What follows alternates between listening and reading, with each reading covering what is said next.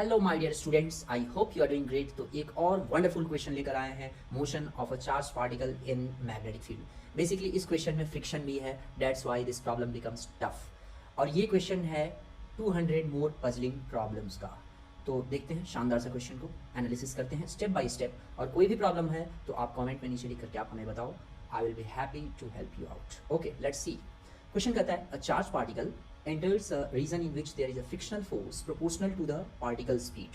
Okay, यहाँ पे जो फ्रिक्शन है वो पार्टिकल की स्पीड के प्रोपोर्शन में है, मतलब काइनेटिक फ्रिक्शन नहीं है यहाँ पे। And the particle stops 10 centimetre from its entry point. ये है इसका entry point. Entry point, let's say this is your origin entry point, और यहाँ से 10 सेंटीमीटर पे स्टॉप हो जाता है पार्टिकल। सिर्फ फ्रिक्शन प्रेजेंट है तब, मतलब जब मैग्नेटिक फील्ड जीरो है उस केस में यहाँ पे स्टॉप हो जाता है 10 सेंटीमीटर फ्रॉम ओ। मतलब ये जो डिस्टेंस है, let's say this distance is r1, so r1 का वैल्यू दिया हुआ है 10 सेंटीमीटर इस केस में। If the particle repeats its motion when a homogeneous magnetic field perpendicular to the plane of its trajectory is also present, then the particle comes to rest 6 cm from its entry point। See figure। Okay, जब magnetic field B present होता है तो 10 cm from this starting point, entry point O पे रुक जाता है। मतलब O से लेकर ये वाला जो डिस्टेंस है, that distance is your 10 cm। Let's say this distance is R2, O से ये वाला डिस्टेंस, मतलब डिस्प्लेसमेंट का मैग्नीट्यूड है बेसिकली ये। तो R2 का वैल्यू दिया हुआ है, that R2 is equal to 10 centimeters। Oops, sorry, that R2 is equal to 6 centimeter। Okay, how far from its entry point would the particle stop if the magnetic field were twice as large। मतलब इस case में जब magnetic field double हो जाता है तो ये जो डिस्टेंस है R3 पता करना है। What is the value of R3 in terms of R1 and R2 only, magnetic field भी नहीं दिया हुआ है। तो ये इसका तीन सिचुएशंस हैं। यहाँ मैग्नेटिक फील्ड V0 है, V0 होगा तो पार्टिकल, लेट्स से कि पार्टिकल V0 वेलोसिटी से एंटर कर रहा है, तो यहाँ पे जाकर के ये रुक जाएगा, एक्स डायरेक्शन में ये मूव करेगा और फाइनली जाकर के ये रुक जाएगा क्योंकि ये ड्रैग फोर्सेस को रोक देगा। सेकेंड केस में क्या होगा, ये अगर मैग्नेटिक फील्ड के इन्फ्लुएंस में है तो हम जानते हैं कि सर्कुलर मोशन में ये जाएगा क्यू वी क्रॉस पी से ऊपर के डायरेक्शन में, तो ये इस तरीके से इस पर एक सेंट्रीपिटल फोर्स लगेगा। लेकिन साथ में ड्रैग फोर्स भी है, फ्रिक्शन फोर्स भी प्रेजेंट है, और वो फ्रिक्शन फोर्स V0 को कम करेगा, मतलब स्पीड को कम करता जाएगा, ये फाइनली जाकर के रुक जाएगा। और ये बात सर्कुलर नहीं होगा, तो सिर्फ R3 पता करना है। R3 मतलब इस कंडीशन में ये वाला है R3 डिस्टेंस, ये पता करना है कि what is the value of R3, और ये वैल्यू R2 है। This is your R2। सो अब हम इसको क्वेश्चन को कैसे करेंगे, ऑब्वियसली हम एक जनरल केस ले लेते हैं जब मैग्नेटिक फील्ड B है, मतलब सेकेंड केस में this is your second case and this is your first case and this is your third case. तो हम सेकेंड केस के लिए एनालाइज करते हैं मोशन को। तो किसी भी इंस्टेंट पे मान लेते हैं, इस इंस्टेंट पे वेलोसिटी है v, इस डायरेक्शन में टेंजेंशियल होगा, तो इस पे एक फोर्स जो फ्रिक्शन फोर्स लगेगा वो इस डायरेक्शन में होगा। Let's say this friction force is drag force Fd लग रहा होगा इस डायरेक्शन में। ओके, तो हम इक्वेशंस लिख सकते हैं using Newton second law. What are the forces acting here, एक तो होगा मैग्नेटिक फोर्स और दूसरा होगा ड्रैग फोर्स। मतलब magnetic force plus the drag force Fd is equal to mass times acceleration. So this is your Newton second law. Magnetic force कितना होगा, let's say कि चार्ज Q है, ये दिया हुआ नहीं है, हम अपनी तरफ से मान लेते हैं, और वेलोसिटी v है इस इंस्टेंट पे, QV क्रॉस b, हम जनरल इंस्टेंट पे ही ये इक्वेशंस लिख रहे हैं, QV cross b plus drag force is how much, drag force is equal to, ये बोल रहा है कि force proportional to the particle speed है, तो हम मान लेते हैं कि alpha is the proportionality constant है, तो हम ड्रैग फोर्स को लिख सकते हैं minus alpha v vector. Velocity के अपोजिट में ही ड्रैग फोर्स है, इसीलिए नेगेटिव साइन हियर, और अल्फा प्रोपोर्शनलिटी कांस्टेंट है, तो Fd का वैल्यू हम डायरेक्टली इतना लिखते हैं, ये हमारा Fd है, and this is equal to mass times acceleration. Okay, और यहाँ से हम कैसे सॉल्व करेंगे, अब यही एक बात आती है। देखो बच्चों, तो एक ऐसा ऑप्शन आएगा जिसमें हम क्या कर सकते हैं कि एक्स वाई डायरेक्शन में हम लिखें vxi प्लस dy, और यहाँ पे एक्सेलरेशन को भी axi प्लस ay, फिर कंपोनेंट फॉर्म में इसको लिखेंगे तो वो बड़ा ही लंबा हो जाएगा। तो हम दूसरा ऑप्शन क्या है हमारे को कि v को हम dr/dt लिख सकते हैं, rate of change of position vector. ये r वेक्टर है ना, यहाँ से लेकर के ये वाला कोई भी जनरल इंस्टेंट पे है, तो this is basically your r vector, यहाँ से ये वाला।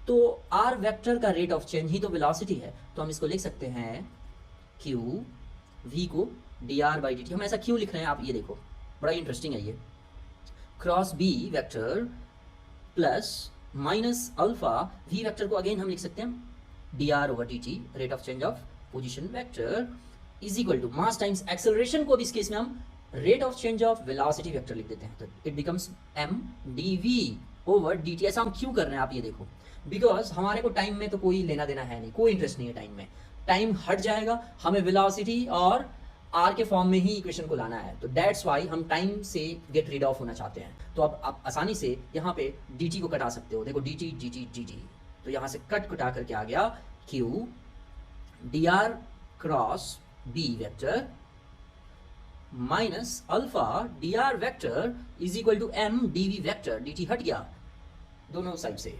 तो अब हम फाइनली आराम से इसको इंटीग्रेट कर पाएंगे।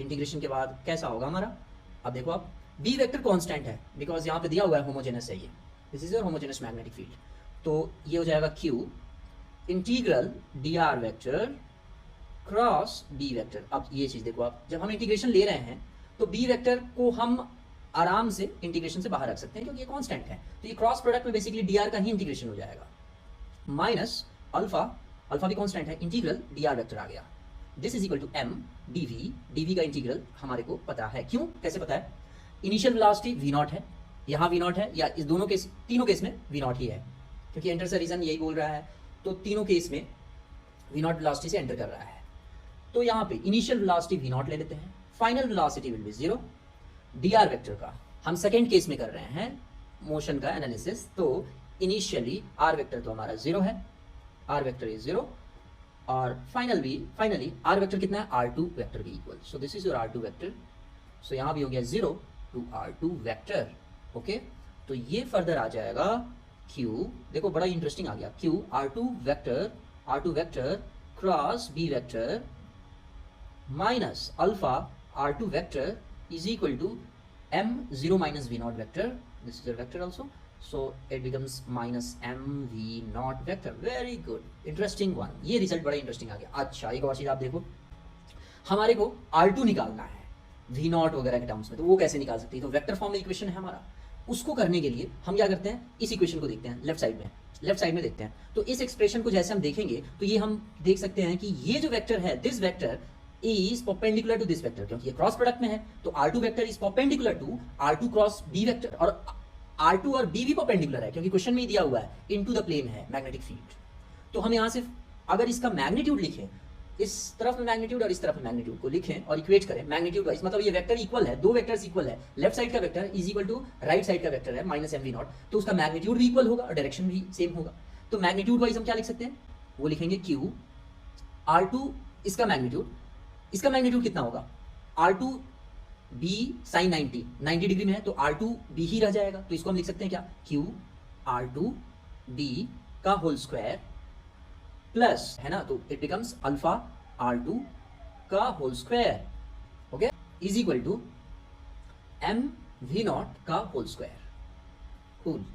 अब ये देखो आप, मैग्नीट्यूड को हमने इक्वेट कर दिया, तो यहां से हमारा आ गया R2 का वैल्यू आ जाएगा, R2 is equal to, R2 तो यहाँ से कॉमन हो जाएगा और R2 का वैल्यू आ जाएगा, that is equal to M V not over square root of alpha square plus QB whole square, यही हमारा मेन मकसद था, R2 का वैल्यू निकालना। वाओ, R2 आ गया इन terms of M V not alpha QB, but ये भी आप देखो कि हमारे को R3 निकालना है इन टर्म्स ऑफ R1, ये R1 है एंड R2, तो हमें क्या करना होगा, अब बहुत ही सिंपल है, हम इस केस में मैग्नेटिक फील्ड जीरो है, तो R1 के लिए हम क्या कर सकते हैं, B का वैल्यू जीरो रख देंगे, तो B जीरो रखेंगे तो ये आ जाएगा M V not over square root of alpha square, that is alpha, okay.